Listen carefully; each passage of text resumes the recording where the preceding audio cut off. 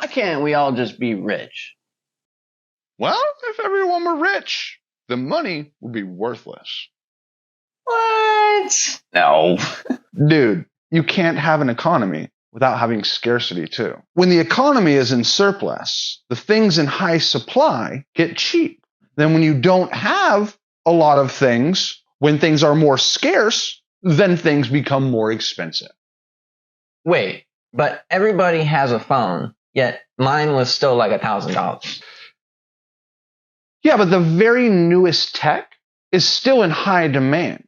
And they're still making it. They're still rolling it out, which means that the supply is still not very high. You can walk down to the corner store and pick up a flip phone, a burner phone, for like 35 or 40 bucks. Oh, that's a fair point. Let's consider Alaska, though. How different and difficult it is to get things there. The actual supply chain. If you're living in rural Alaska and you want, I don't know, like some toilet paper, you either got to drive for a very long time or find some way to get to the supplier of the toilet paper, or you have to have it flown into you at very high expense, meaning that your toilet paper could cost you, at one point, $150, $200, $300. Now, what they do have in rural Alaska, right next to them, is fresh meat. So they can go right outside of their house and grab some salmon that you or I would have to pay $30 for one slice of in a restaurant.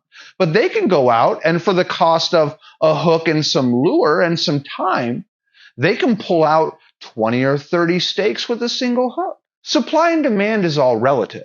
It's been easier over time. With faster technology, we can transport things over large distances over shorter times, allowing people to utilize more resources in more places. When we expanded into the West with the railroad, allowing for materials to arrive on the shores of New York City and then be loaded onto a train and driven across the nation into the now budding California, allowing for the gold rush to really take off. And that was one of the main reasons why America was really able to industrialize so quickly, was because of the quickening of the supply and demand chain with the railroad system.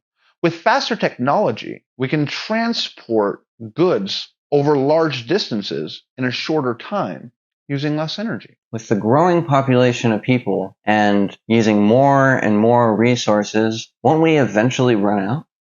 You make a very interesting point, and a valid point. That's why we need to use technological advancements to go into space. We can forage for resources and what we need from our solar system and eventually beyond. We may not have infinite resources on Earth, but it could be said that there's most likely infinite resources or close to that in the stars around us. We may only have X amount of gold or platinum on the planet, but we know very, very well that there are plenty of asteroids around us that are made of gold, that are made of platinum.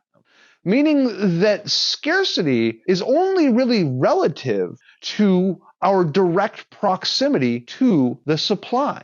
So if that supply dwindles, if that supply disappears, we either have to go further to get these supplies, thus increasing their value to us, or we have to figure out where to get these supplies in abundance. When we can move outwards off of the planet, we also secure our place in the galaxy. Because if something terrible were to happen and the Earth's population were wiped out and all of the people were on Earth, then that's just the end of people.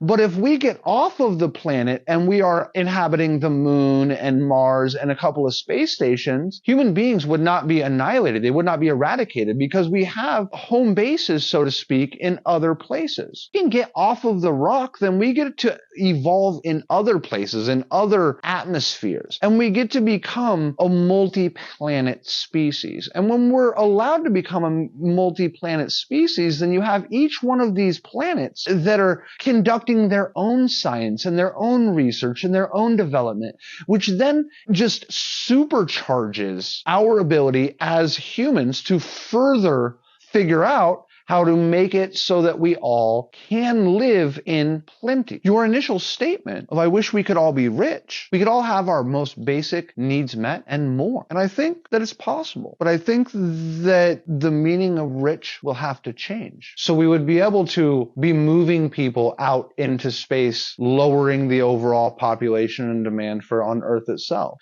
Not only that, but we would be pulling resources in from the stars, in from other planets, and then filling the need that we have for the base building blocks of our societies, metals and elements and resources. We even have water in space in ice form. So ultimately, even if we end up having like horrible water crises, that too could be solved by going out into space. So ultimately, when we do recognize that space equates bounty, as long as we are not stifled by the people with money, as long as we can keep our eyes open and try to enable our ability to get off this rock regardless of their desire for all of us to stay. It's the only way that the rich can stay rich is by keeping us contained on this rock and ensuring that scarcity is forever a part of our localized economies. The only way to keep us in localized scarce economies is to keep us separated both